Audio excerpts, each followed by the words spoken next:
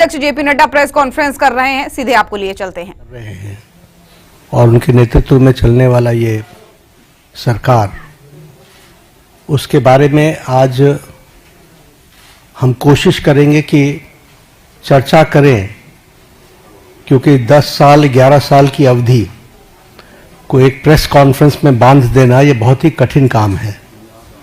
लेकिन फिर भी जो विकसित भारत और विकसित भारत में अमृतकाल और अमृतकाल के लिए जो सेवा, सुशासन और गरीब कल्याण, इस पे जो समर्पित 11 साल प्रधानमंत्री मोदी जी के नेतृत्व में कार्य हुआ है, वह स्वर्ण अक्षरों में लिखे जाने वाला कार्य हुआ है। It should be written in golden words, in golden letters, क्योंकि जो काम हुआ है वह अकल्पनीय और अद्वितीय। और इस बात को हमको ध्यान में रखना चाहिए कि किस तरीके से प्रधानमंत्री मोदी जी ने देश की राजनीति की संस्कृति, पॉलिटिकल कल्चर, देश के राजनीतिक संस्कृति, पॉलिटिकल कल्चर को उन्होंने परिवर्तित किया है। देश 11 साल पहले तुष्टीकरण पर और तुष्टीकरण के साथ साथ समाज को खंडित करके अपनी कुर्सी को सेव करना, यह एक राजनीतिक संस्कृति का तरीका बन गया था। लेकिन प्रधानमंत्री मोदी जी के आने के बाद जब मैं कहता हूं कि he change the political culture of the country, तो politics of performance, responsive government, responsible government, एक जिम्मेवार सरकार, एक जवाबदेह सरकार, और इसके साथ साथ हम ये कहेंगे कि पॉलिटिक्स ऑफ रिपोर्ट कार्ड, यानी हम अकाउंटेबल गवर्नमेंट, जो हम काम कर रहे हैं उसको हम जनता के सामने अकाउंट करते हुए चीजों को रखें। ये नई संस्कृति पैदा हुई और इसलिए मैं बड़े गर्व के साथ ये कह सकता हूं कि पिछले 11 साल में मोदी जी के नेतृत्व में चलने वाली सरकार ने भारत की राजनीति की संस्कृति को बदलकर न्यू नॉर्मल, न्यू ऑर्डर को स्थापित किया है। और यह सरकार एक असरदार सरकार है, इफेक्टिव गवर्नमेंट। यह सरकार दमदार सरकार है और यह सरकार मजबूत फैसले लेने वाली सरकार है, आर्थिक अनुशासन लाने वाली सरकार है। पिछले 11 वर्षों में जो आर्थिक अनुशासन लाया गया, उसके लिए जो बोल्ड डिसीजंस लिए गए और उस समय जनता को साथ लेकर के किए गए, ये सारी बखूबियां हमको समझने की आवश्यकता है। ये जैसा मैंने कहा कि रिस्पॉन्सिबल सरकार है, रिस्पॉन्सिव सरकार है, पीपल लेड गवर्नमेंट, जनता को साथ लेकर के चलने वाली सरकार, और पीपल्स पार्टिसिपेशन, इसको भी हमने बखूबी देखा है। और हम सब जानते हैं कि यह सरकार पिछले 11 सालों में ट्रांसपेरेंसी की नई मिसाल पेश की है। इट्स ए ट्रांसपेरेंट गवर्नमेंट और यह फ्यूचरिस्टिक गवर्नमेंट है। ये भविष्य को देख करके चलने वाली सरकार है। भविष्य को किस तरीके से हम आगे देश को ले जाना चाहते हैं, इसके बारे में सोच करके काम को करने वाली सरकार है। और इसीलिए वी टॉक अबाउट विकसित भारत, और विकसित भारत का ये अमृतकाल, और ये 10 साल 11 साल ने विकसित भारत का बेस बनाया है। This we have to understand. और इस बेस को बनाने के लिए जो भी फैसले लेने थे, वो सारे फैसले लिए गए। आज के दिन मैं 2014 से पीछे जाऊं, इसकी आवश्यकता नहीं है, लेकिन हमको ये याद रखना चाहिए कि that government before 2014 was full of corruption. भ्रष्टाचार से आकंठ डूबी हुई सरकार थी, घोटालों से में संलिप्त सरकार थी, वाली सरकार थी। एक नेगेटिविज्म का वातावरण था, कुछ नहीं बदलने वाला। लेकिन 2014 के बाद हमने ऑप्टिमिज्म देखा है। The shift, when I talk about political culture, I talk about the shift from negativism to positivism. आज हम मतलब मैं नहीं, भारत का आम नागरिक कहता है मोदी है तो मुमकिन है। मोदी जी के बारे में ये धारणा बनना, समस्याओं का सॉल्यूशन करेंगे और समस्याओं को सॉल्व करेंगे, ये आम व्यक्ति की धारणा बन गई है। और इसीलिए हम ये भी कह सकते हैं कि ऑप्टिमिज्म में विकास, आविष्कार और नवाचार, ये तीनों चीजें जुड़ी हैं। आज हम डेवलपमेंट भी कर रहे हैं और उसके साथ साथ हम बेस्ट प्रैक्टिसेस भी ला रहे हैं, नवाचार भी हो रहा है और इस तरीके से विकास के काम को आगे बढ़ाया है। अगर मैं मोदी जी के शब्दों में बताऊं तो उन्होंने कहा है कि this decade will prove to be the base of the development of the future विकसित भारत। और इसी काम को लेकर के जो हम लोगों ने उनके नेतृत्व में जो उन्होंने नीतियां दी, परफॉर्म, ट्रांसफॉर्म, रिफॉर्म, इसको हर पॉलिसी में हम सबको देखने को मिलता है, हर नीति में हमको देखने को मिलता है। एवरी पॉलिसी आप देखेंगे तो इट्स डिफरेंट। पुरानी पॉलिसीज में भी जो चेंजेस आई हैं वो इसलिए कि रिफॉर्म चाहिए और उसी के साथ साथ हमको ट्रांसफॉर्म करना है और इसके लिए परफॉर्म करना है। और एक बेसिक प्रिंसिपल पिछले 11 वर्षों में हम लोगों ने अडॉप्ट किया और ये मोदी जी की ही सोच रही है, सबका साथ, सबका विकास, सबका विश्वास, सबका प्रयास। बहुत चैलेंजेस भी आते हैं लेकिन उसके बावजूद भी अंडरलाइनिंग प्रिंसिपल हमारा बड़ा स्पष्ट रहा है। अब मैं अगर बोल्ड डिसीजंस की बात करूं तो मैंने कहा कि इतने एक प्रेस कॉन्फ्रेंस में 11 वर्षों के बोल्ड डिसीजंस बता देना, ये मेरे लिए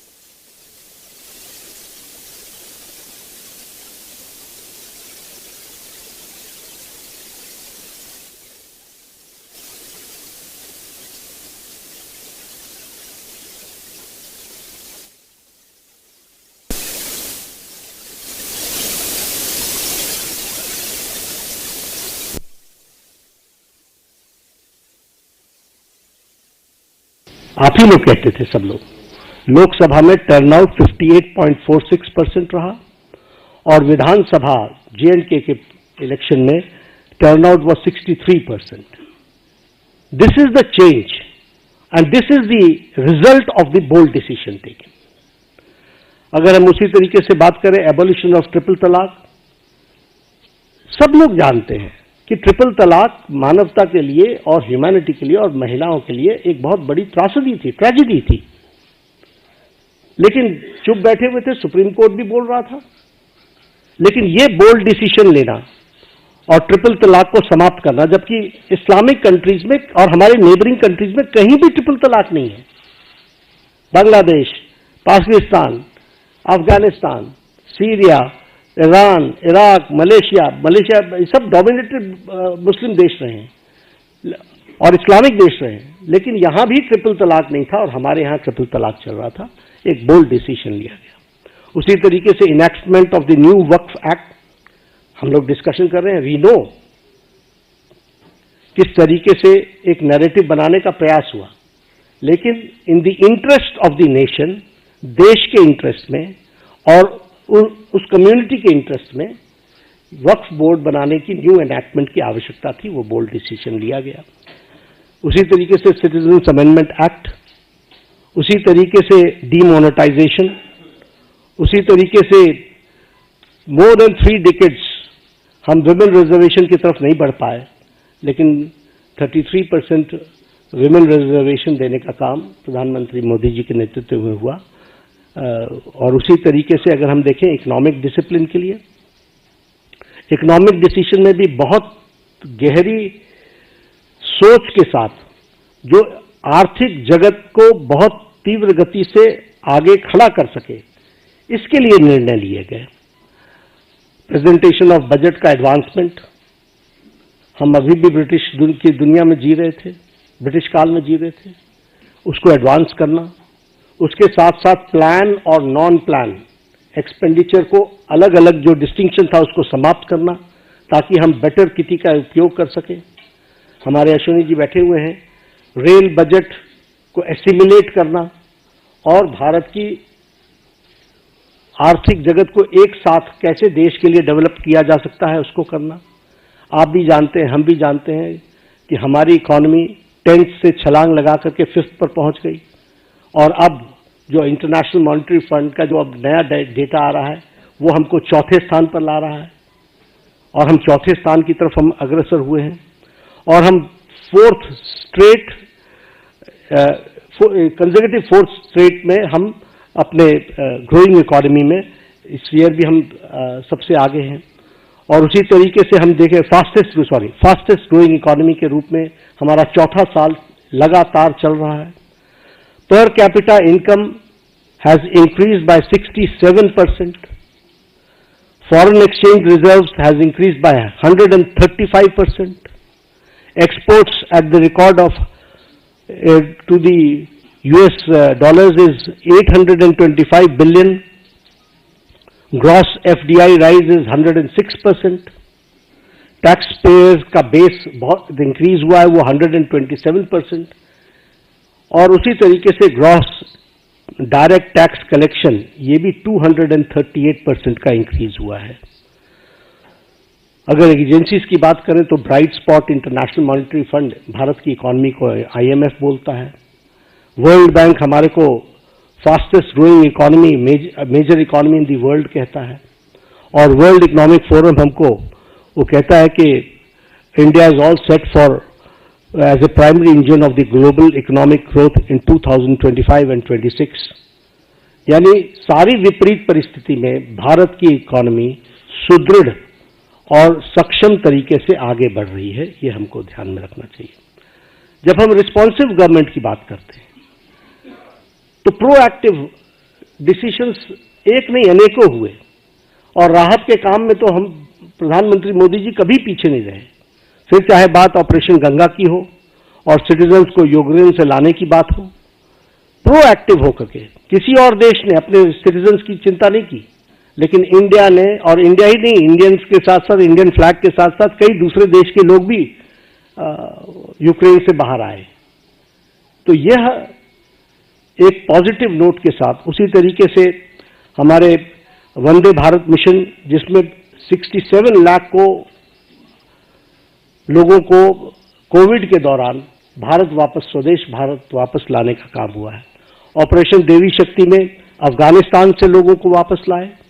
ऑपरेशन राहत में यमन से हम लगभग 5000 जो हमारे इंडियन सिटीजन थे उनको लेकर के आए और उनके साथ साथ 41 नेशंस के जो दूसरे सिटीजन्स भी फंसे हुए थे उनको भी मोर देन 1000 उनको भी निकाल करके लेकर के आए। ऑपरेशन मैत्री में नेपाल में हम अर्थक्वेक में सबसे आगे रहे। We were the first to reach and land in Kathmandu और हम लोगों ने राहत कार्य किया। और अगर मैं ऑपरेशन वैक्सीन मैत्री की बात करूं तो ये बार बार मैं याद दिलाना चाहता हूं कि मोर देन 150 कंट्रीज में हमने वैक्सीन को पहुंचाया और हमने कोशिश की कम से कम 48 कंट्रीज को तो फ्री वैक्सीन दी गई है और ये वैक्सीन मैत्री में भी हम प्रोएक्टिव रहे। कोविड मैनेजमेंट पर मैं जरूर बोलना चाहूंगा क्योंकि जब मैं रिस्पॉन्सिबल और रिस्पॉन्सिव गवर्नमेंट की बात करता हूं, देखिए ये पेंडेमिक सारी दुनिया के लिए आया था। ये पेंडेमिक इस शताब्दी का सबसे बड़ा पेंडेमिक रहा और इस पेंडेमिक में विभिन्न कंट्रीज ने अपने अपने तरीके से रिस्पॉन्ड किया क्योंकि इसके रिस्पॉन्ड करने का कोई तरीका नहीं था। सबने अपने अपने तरीके से रिस्पॉन्ड किया। लेकिन जो मोदी जी के नेतृत्व में भारत ने जिस तरीके से कोविड को रिस्पॉन्ड किया किसी कंट्री ने नहीं किया। और किसी कंट्री, हर एक जगह कोविड की लड़ाई सरकार ने लड़ी। भारत में मोदी जी ने कोविड की लड़ाई जनता के साथ मिलकर के लड़ा। वो उन्होंने जनता को साथ लेकर के चलने का तय किया और इसीलिए जनता कर्फ्यू। दूसरे देशों में लॉकडाउन के खिलाफ आंदोलन हो गए, वैक्सीनेशन न लेने के आंदोलन चले, लेकिन भारत अकेला देश है जिसने 220 crore double dose free of cost लगा करके world's largest and the fastest vaccination programme हुआ है। तो आप बताइए कि ये रिस्पॉन्सिबिलिटी और रिस्पॉन्सिव सरकार का किस तरीके से उसको पूरा करने का प्रयास हुआ है, ये मैं कोविड के बारे में जरूर बताना चाहूंगा। पिछले दशक में हमने समाज के सभी वर्गों की चिंता की है, फिर चाहे वो हमारे शेड्यूल कास्ट भाई हैं, फिर चाहे वो हमारे ओबीसी भाई हैं, फिर चाहे वो हमारे ट्राइबल भाई हैं, सबकी हमने चिंता की है। उनके लिए हर एक के लिए अलग अलग नीतियां, अलग अलग कार्यक्रम, स्कॉलरशिप्स इस तरीके से देने का काम भारत सरकार ने किया है। अब यहां पर मैं स्कीम्स गिनाना शुरू करूंगा तो एक घड़ी लग जाएगी, लेकिन all schemes dedicated to SC, ST और हमारे ओबीसी भाई, इनके लिए चिंता की गई। उसी तरीके से महिलाओं के लिए विशेष करके ध्यान देकर के विमेन लेड गवर्नमेंट, विमेन को आगे रख करके बढ़ाने का काम करना, यह काम भी हमारी सरकार ने बखूबी किया है। और जब हम ये विमेन की बात करते हैं, फिर हेल्थ के सेक्टर में आप ले लीजिए, right from conception to delivery, फिर डिलीवरी के बाद vaccination, all programmes have been taken by government of India, all programmes. उसी तरीके से मैटरनिटी लीव, उसको 12 से 26 वीक्स तक बढ़ाना with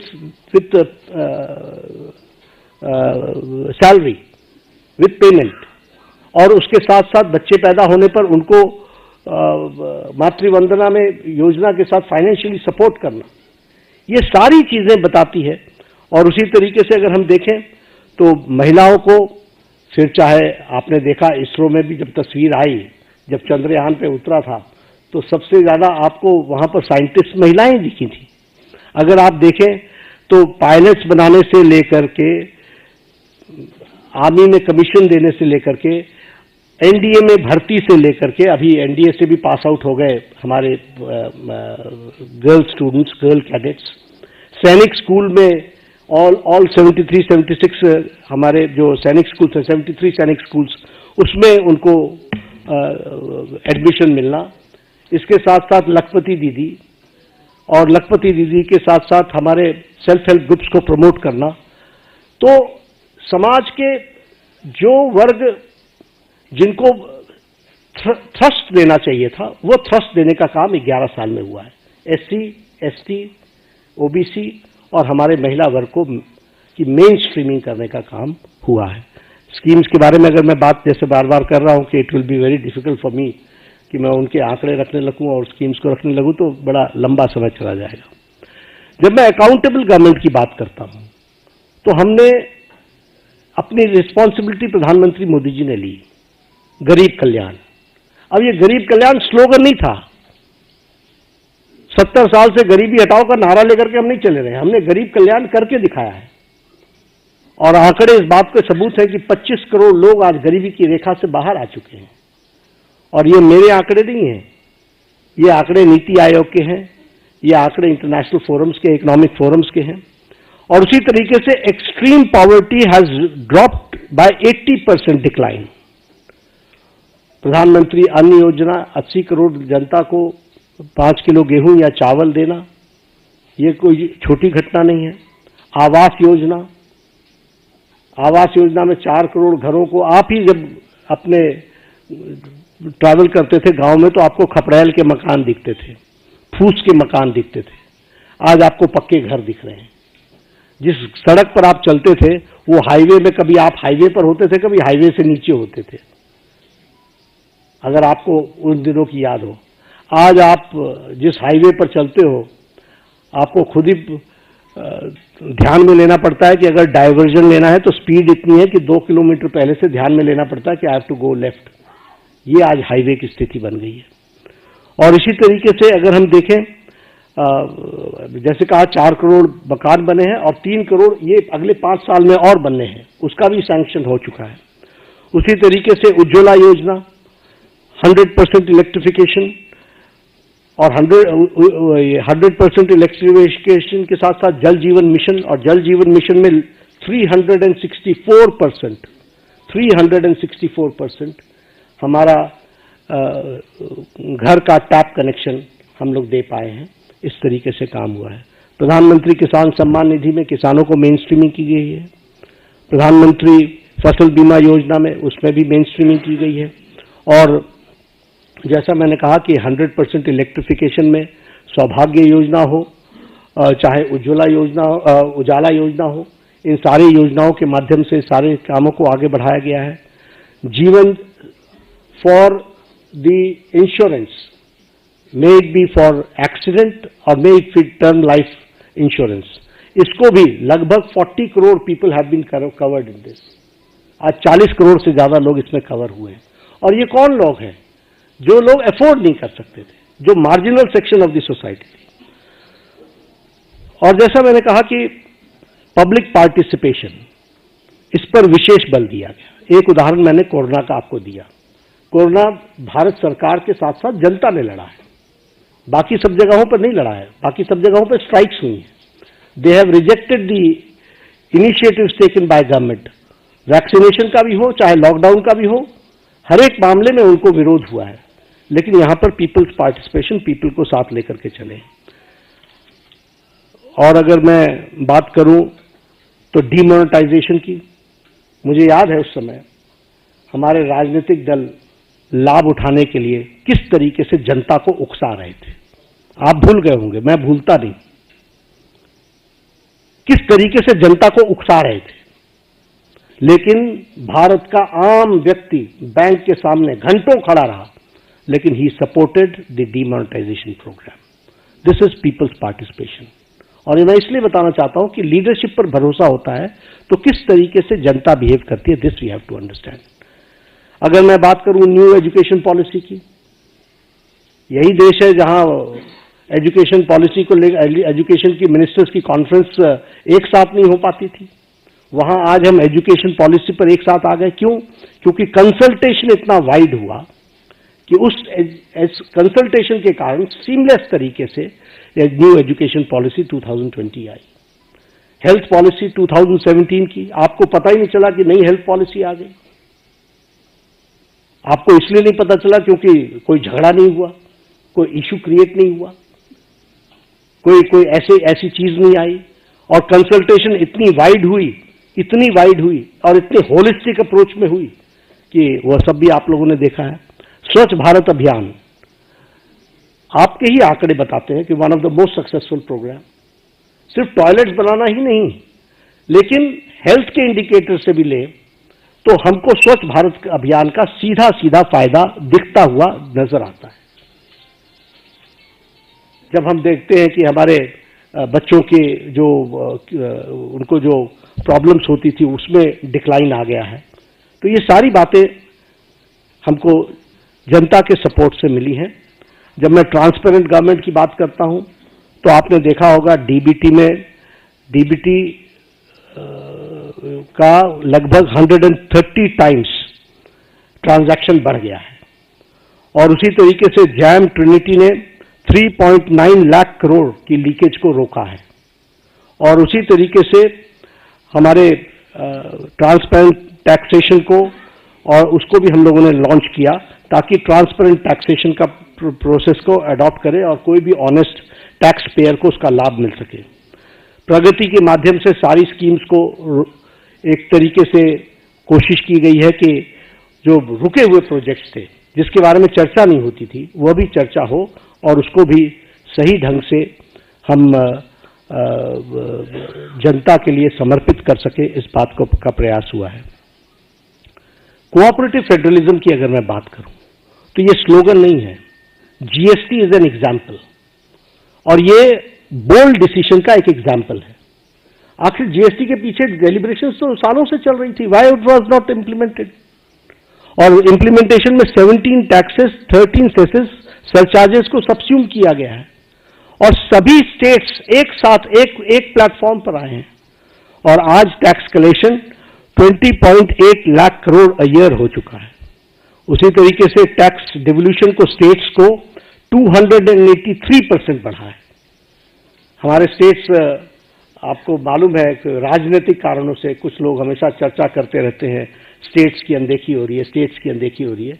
the increase is 283% increase और मैं बतौर हेल्थ मिनिस्टर कहता हूं कि जब भी कोई आता है, हमेशा सबको बोलते हैं finance is not the problem, implementation is your problem. आप उसको इम्प्लीमेंट करो, फाइनेंस की कोई प्रॉब्लम नहीं है। और ये हम करके दिखा रहे हैं। उसी तरीके से हमारी नीति आयोग की रेगुलर मीटिंग्स होना, चीफ मिनिस्टर्स का पार्टिसिपेट करना, कोरोना के दौरान 11 फॉर्मल मीटिंग्स हुई। इसलिए कोऑपरेटिव फेडरलिज्म में सबको साथ लेकर के चलने का मोदी जी का मन और मोदी जी के द्वारा हमेशा उसको आगे बढ़ाने का काम किया गया है। और स्टेट्स को, और प्रधानमंत्री जी ने तो कई बार कहा है कि अगर देश को आगे बढ़ाना है तो हमको प्रदेशों को आगे बढ़ाना पड़ेगा। और ये एस्पिरेशनल डिस्ट्रिक्ट्स के लाने के कॉन्सेप्ट किसने दिया? ये मोदी जी ने दिया। ये स्टेट्स की ही तो डिस्ट्रिक्ट्स हैं जिनको मेन स्ट्रीमिंग करने का और उनको ताकत देने का काम किया जा रहा है। फ्यूचरिस्टिक गवर्नमेंट है। और फ्यूचरिस्टिक गवर्नमेंट अगर हम कहते हैं तो चाहे वो इंडिया का AI मिशन हो, फिर चाहे वो हमारा स्कीम्स को आगे बढ़ाने का हो, चंद्रयान 3 हो, आदित्य L1 हो, या फिर गंगायान मिशन हो, ये सब देश को फ्यूचरिस्टिक दृष्टि से कैसे देख रहे हैं उसका एक जीता जागता तस्वीर है। और फ्यूचरिस्टिक गवर्नमेंट का सबसे बड़ा एग्जाम्पल है विकसित भारत की कल्पना को साकार करना। उसके लिए हम कटिबद्ध हैं, उसको हम आगे बढ़ा रहे हैं। एक बात और मैं कहना चाहूंगा कि प्रधानमंत्री मोदी जी ने हर समस्या को सामने से कन्फ्रंट किया है। He has confronted from the front, कभी इधर उधर की बात नहीं की है। और आज मैं इसकी चर्चा जरूर करना चाहूंगा और आपको याद दिलाना चाहूंगा। एग्जाम्पल्स मेरे पास बहुत है, लेकिन जब उरी की घटना घटी तो प्रधानमंत्री जी ने अपने भाषण में कहा था इसका जवाब दिया जाएगा। For the first time a prime minister ने अपने दुश्मन को सीधा सीधा संकेत किया। यह पहली बार किसी प्रधानमंत्री ने किया। आप सब लोग इंटरनेशनल पॉलिटिक्स को समझते हैं, इसके वाक्य का अर्थ समझना चाहिए। और उसके बाद सर्जिकल स्ट्राइक हुआ। जब पुलवामा की घटना घटी तो आप शब्द याद कीजिए, प्रधानमंत्री ने कहा था कि तुमने बहुत बड़ी गलती कर दी है, इसका खमियाजा तुमको भुगतना पड़ेगा। और उसके बाद बालाकोट का एयर स्ट्राइक हुआ। इस बार बिहार में पटना में, सीवान था शायद, मधुबनी में उन्होंने क्या कहा? उन्होंने कहा कि तुम्हें कल्पना से भी बाहर जवाब दिया जाएगा। और आपको मालूम है कि उनके ठिकाने, टेररिस्टों के ठिकाने और उनके एयरबेस सारे के सारे ध्वस्त कर दिए गए बियॉन्ड उनकी कल्पना से। तो और ये न्यू नॉर्मल बन गया है। This is the new normal. प्रधानमंत्री जी ने कन्फ्रंट करते हुए सामने से कहा है, एक स्पष्ट रूप में कहा है कि कोई भी टेररिस्ट घटना को एक्ट ऑफ वॉर समझा जाएगा। और साफ कहा है कि ये न्यूक्लियर वॉर की गीदड़ भभकी बंद करो। और साफ कहा है कि टेररिस्ट और टेररिस्ट को संरक्षण देने वाले में अंतर नहीं समझा जाएगा। तो हमें समझना चाहिए कि हम, चाहे वो कोरोना की घटना हो, चाहे वो टेररिज्म की घटना हो, किसी भी घटना को कन्फ्रंट इस सरकार ने पिछले 11 सालों में सामने से किया है और उसका मुंहतोड़ जवाब दिया है। अगर मैं लेफ्ट विंग टेररिज्म की लेफ्ट विंग एक्सट्रीमिज्म की बात करूं, नक्सलाइट्स की बात करूं, मैं 6 साल छत्तीसगढ़ का प्रभारी रहा हूं। मैंने कोंटा, सुकमा, बीजापुर, नारायणपुर, दंतेवाड़ा, ये सारे डिस्ट्रिक्ट्स घूमे हुए हैं, अच्छे तरीके से नाइट स्टे किया है। मुझे मालूम है कि नक्सलाइट प्रोन एरिया की हालत क्या होती है। लेकिन आपको जानकर के खुशी होगी कि affected districts have decline from 126 to 18 districts. और सारे top left wing extremist leaders eliminate हो चुके हैं। और हमारा रिडक्शन ऑफ वायलेंस 53% है। जो फेटलिटीज सिक्योरिटी फोर्सेस की होती थी उसका रिडक्शन 72% है और रिडक्शन ऑफ डेथ 70% है। तो लगभग हम उसको समाप्त करने की ओर आगे बढ़ चुके। एक समय था कि एक डिफेंस मिनिस्टर ये कहते थे कि हम बॉर्डर के रोड इसलिए नहीं बनाते हैं ताकि दुश्मनों को आने का मौका न मिले,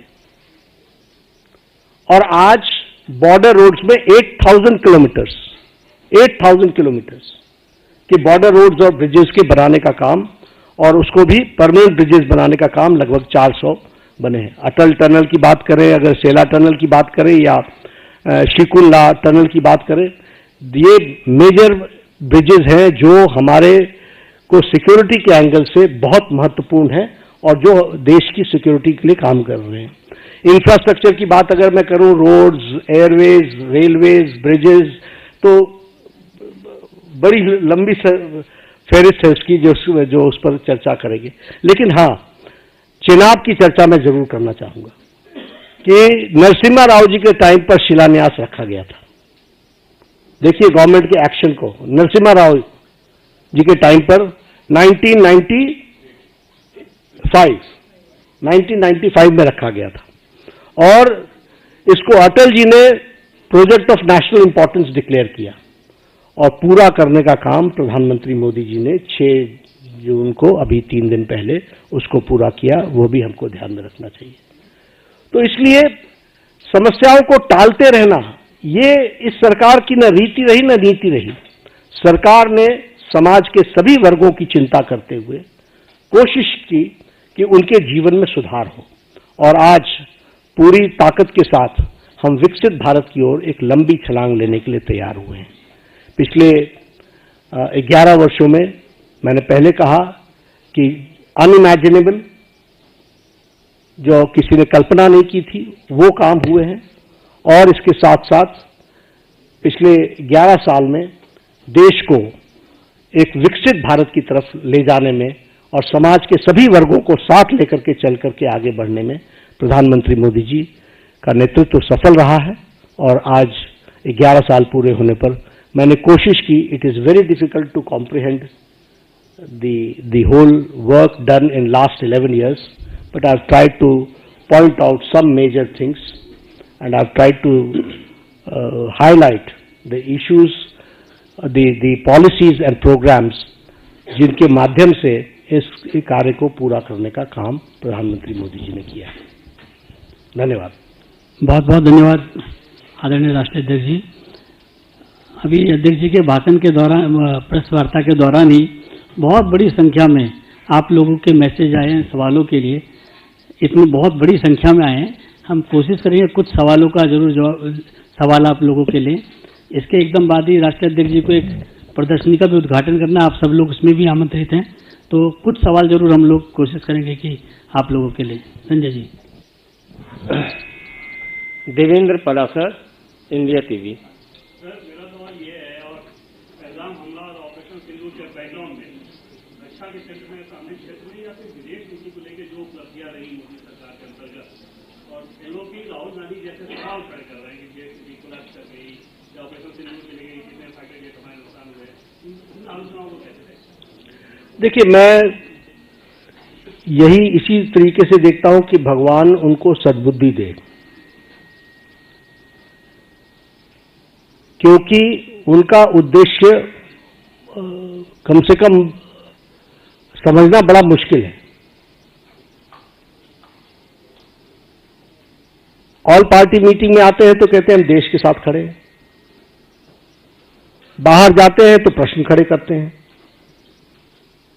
और प्रश्न भी वो खड़े करते हैं जो बेबुनियाद है। इसलिए इस तरीके का नैरेटिव बनाने का काम, मैं सिर्फ एक यही कह सकता हूं कि एक गैर जिम्मेदाराना विपक्ष की भूमिका वो अदा कर रहे हैं। राम नारायण श्रीवास्तव।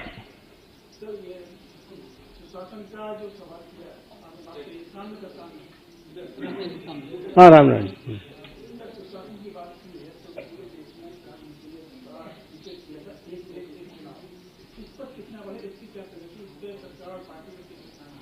देखिए, पार्टी सक्रिय है और पार्टी एक्टिवेटेड है। जनता में जनमानस बने, इसके बारे में चर्चा हो, ये पीपल्स मूवमेंट भी बने और इनैक्टमेंट भी हो, हम कमिटेड हैं। नीरज पांडे। जयराम रमेश जी ने ट्वीट किया है, उन्होंने कहा कि नरेंद्र मोदी जी को आगे आकर 2005 के के बारे में बात करनी चाहिए, लेकिन उन्होंने जेपी नड्डा जी को आगे कर दिया। मुझे उम्मीद है कि पीएम साहब खुद सामने आएंगे। उनके इस ट्वीट को किस तरह से? नहीं, मैंने यही कहा ना कि उनको आप उनको देखिए, उनके सारी लीडरशिप को देखिए, चाहे जयराम रमेश जी भी मूल इशू पर कभी भी चर्चा नहीं करते। राष्ट्रीय अध्यक्ष आकर के प्रेस कॉन्फ्रेंस कर रहा है, ये गलत है क्या? सरकार के 11 साल पूरे हो रहे हैं और 11 साल पूरे होने पर पार्टी का जिस पार्टी का नेतृत्व है उसका अगर राष्ट्रीय अध्यक्ष एड्रेस करता है तो प्रॉब्लम क्या है? और जितना प्रधानमंत्री जी जनता से कन्वर्स करते हैं उतना तो शायद जयराम जी अपनी जिंदगी में किसी से बातचीत नहीं की होगी। Akhilesh Singh, times of India. चुनाव आयोग के बारे में भी सवाल बार बार उठाया जा रहा है, उसके बारे में सब नहीं, देखिए, मैंने फिर कहा कि शब्द ही गैर जिम्मेदाराना है। आप हिमाचल जीत लेते हो, कर्नाटक जीत लेते हो, तब आपको कोई तकलीफ नहीं होती। आप जब चुनाव हार जाते हो तो ये तो बचपन में सुना था ना कि जब जीतने लगो तो हम बहुत अच्छे क्रिकेटर और हारने लगो तो अंपायर गलत है।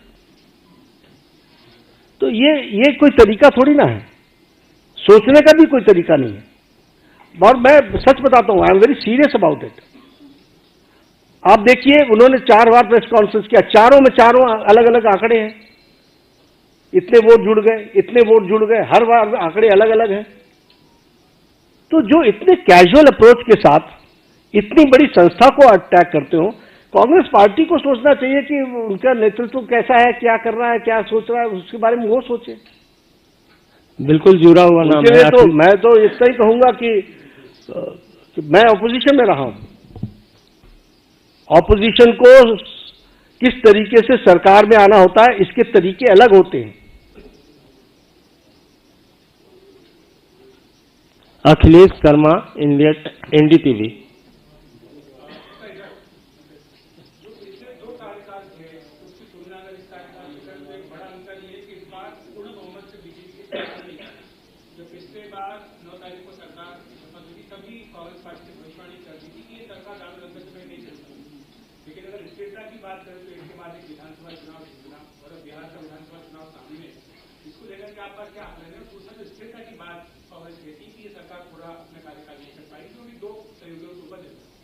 देखिए, एनडीए पूरा कार्यकाल भी करेगी और अगला कार्यकाल भी करेगी, आप उस पर चिंता ना करें। दिक्कत यह है कि जिन लोगों को तकलीफ है वो तो हमेशा इस तरीके की बातचीत करते रहेंगे। उनको कोई देश आगे बढ़े, राष्ट्र आगे बढ़े, इसकी कितनी चिंता है ये प्रश्नवाचक चिन्ह है। लेकिन इसकी चिंता है कि मेरी पार्टी कैसे आए, हम कैसे आए। तो ये उनका स्वाभाविक तरीका है, वो स्वाभाविक रूप से इस तरीके के षड्यंत्र रचने की कोशिश करते रहेंगे। हमारी सरकार मजबूत है और यह 5 साल भी और इसके अगले 5 साल भी पूरे अच्छे से चलेगी। बहुत बहुत धन्यवाद।